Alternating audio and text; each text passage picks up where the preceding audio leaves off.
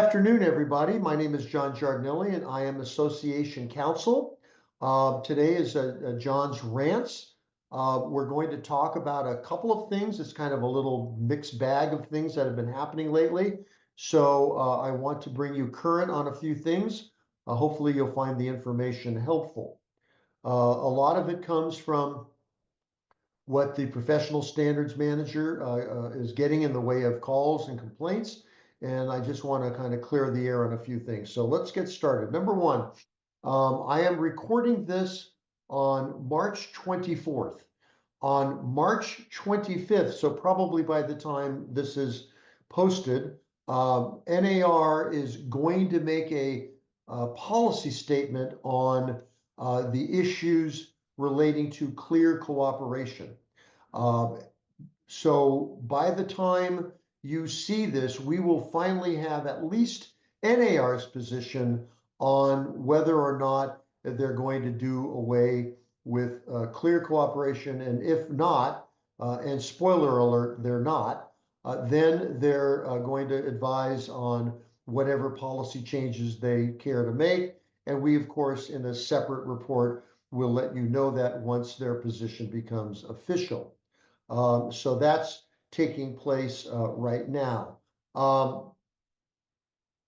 There was an issue that came up recently that I want to bring to your attention, and it has to do with the continuation policy, the continuation clause that is in the current version of the BRBC.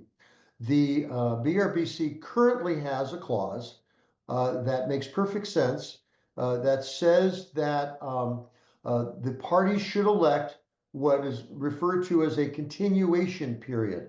This is a period of time that will commence either at the conclusion and termination of the agreement between the parties, or if the agreement is terminated prior to the original termination date, that says, hey, if let's just pick a number.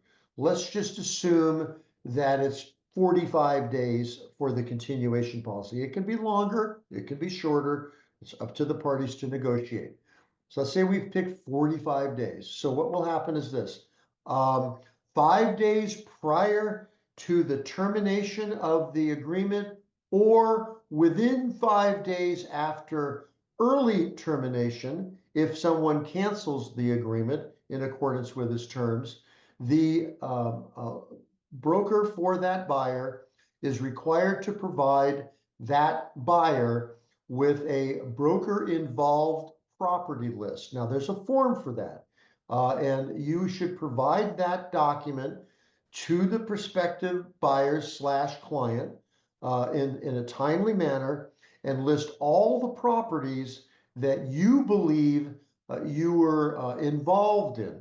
And when you do that, you will preserve whatever rights you might have to compensation if those parties purchase a property that is on your list. Now, there's a lot of issues which we'll talk about at a later time, but one of the issues that came up recently that was raised by a very, very fine broker at the association was, is that extension period in violation of the new law that says that contracts cannot be for longer than 90 days and 3 months actually, but the regulations will say 90 days. And the answer is it is not a violation. The new regulations, which should come out sometime in July, will say that the contract will commence on the day after the contract is signed, unless the parties agree to commence the work to be done later. Let's say, for example, the buyer wants to get some things resolved and then start searching, touring, etc. You can do that. That's going to be okay. But that if you show a property and the buyer does buy that property, but after your agreement has been terminated, that would not be a violation of the 3 month / 90-day rule, because you did perform, and it would be fair you satisfied the requirements of the law. So it is going to be very important for you to be able to prove, hey, I showed you this property. I was involved in defining this property for you, giving you information, touring it with you. In other words, going into the property at your instruction or your request, or with you, either virtually or in person. And I should be entitled to compensation. Then what will happen, hopefully, at least in theory, is if the new broker is aware or is made aware of your involvement, and hopefully buyers will understand that they should make that broker aware, and hopefully that broker will inquire, then it can be worked out. Do you believe you're entitled to the entire commission, maybe a referral fee? Whatever can be worked out, hopefully that will be something that can be negotiated, but at least you will have some rights to protect yourself and your potential commission. Because again, the theory being, both at the DRE and at CAR and under the Code of Ethics, is that, look, had it not been for me, you would not have been aware of the existence of that property. I showed it to you. I provided you with substantial information relative to this property. Therefore, I should earn some compensation. Another issue that's been coming up lately that I just want to clarify a couple of things on is this concept of liquidated damages, right? First of all, liquidated damages is a term that is much more comfortable in the construction field. And basically what it says is, look, it's going to be very difficult to establish whatever damages would exist if a party were to default, right? How do you measure damages in a construction dispute? Well, that kind of theory found its way into the purchase agreement. And it says essentially, if the parties initial the liquidated damages provisions set forth in the residential purchase agreement, then the amount of the deposit will be the amount of damages that the seller will be able to retain as damages and will not have to prove damages. And frankly, if there is a default, the buyer will not be exposed to anything greater than that amount of deposit. Now, the law, if it is a residential property, requires that it be in writing, that the deposit in a residential 1-to-4 cannot be greater than 3% of the anticipated purchase price. So $1 million would be 3% of that amount.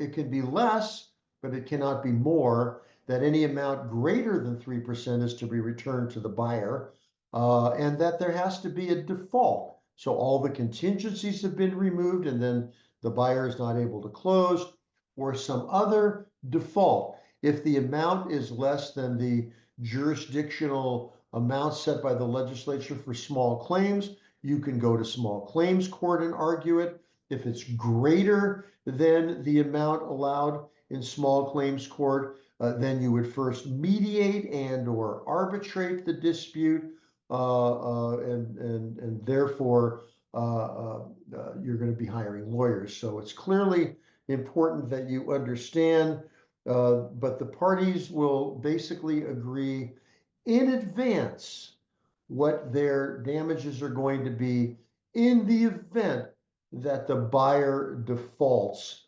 in the transaction. And so even if the deposit is not made for some reason, there still can be a claim made if the proper paragraphs were signed. Now, what if the deposit is 1% at the beginning, but based on certain events, will go up to a different number, say 2%, or even up to the full 3%? There is a paragraph that you must initial, in the RPA for increased deposits, and there are forms for all of this. There's also a quick guide that CAR has for liquidated damages. So just go to the CAR site, type in quick guide, type in liquidated damages, and if you need to, you can get more information. Lori tells me that there's also some misunderstanding about mediation. So I'm going to just tell you what mediation is. First of all, mediation is provided for without election in most of the CAR contracts. It's provided for in the RLA, provided for the residential listing agreement, is provided for in the buyer broker representation agreement, and it is provided for in the RPA purchase agreement. It basically says that if either party fails to offer and or agree to mediation, and there is therefore litigation, the prevailing party who rejects mediation will not be entitled to their attorney's fees. Now, there are some exceptions to that. If you have to file a lawsuit quickly because of some other purpose, to get a lis pendens recorded, to beat a statute of limitations, but then you must offer mediation, and of course the mediation has to be acceptable.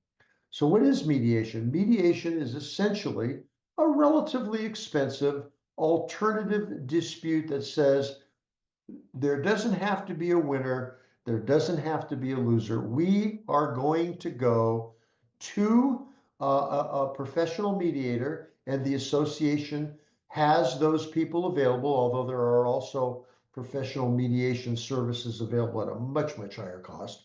But that you will go to mediation. Someone, frankly, like me, will try and work out a settlement between the two of you to get the matter resolved, and success rates well over 80% across the board. So the case is going to get settled. It's therefore going to save all kinds of money for attorney's fees, time away from work, time preparing for dealing with all of the issues relating to discovery and other litigation issues. So mediation is to be done, does not require a lawyer, it's to be done before a unbiased third party trained mediation person. If you go to mediation and you do not settle, nothing that was said at the mediation can be used in court. The mediator cannot be called to testify, et cetera, et cetera. If the case is settled, it'll be reduced to a enforceable written agreement. And of course, neither party is obligated to come to a resolution. If the parties cannot agree on a settlement, then they will be free to either arbitrate or litigate their dispute. Again, no one can make you settle a case. Oftentimes, if it's a realtor involved in the mediation, the insurance company that covers that person will be available to provide either defense counsel or participate in any amount above the deductible limits of the policy. All right, well, that'll take care of it for this time. What we're going to be doing in the future is we're going to invite some guest speakers to come in and help me present some of these very complicated issues. The issues that are coming up are updating the code of ethics, updating procuring cause, updating some of the MLS rules, dealing with some new MLS products that I think are going to be helpful, the new regulations that will cover the new mandatory buyer broker representation agreement law, AB 2992. So there's a lot going on right now, and the association is absolutely dedicated to keeping you current on all of these issues. So keep an eye out for our next rant, which will be recorded sometime early next month. In the meantime, this is John Giardinelli signing off on behalf of the association. Thank you very, very much for your attention today.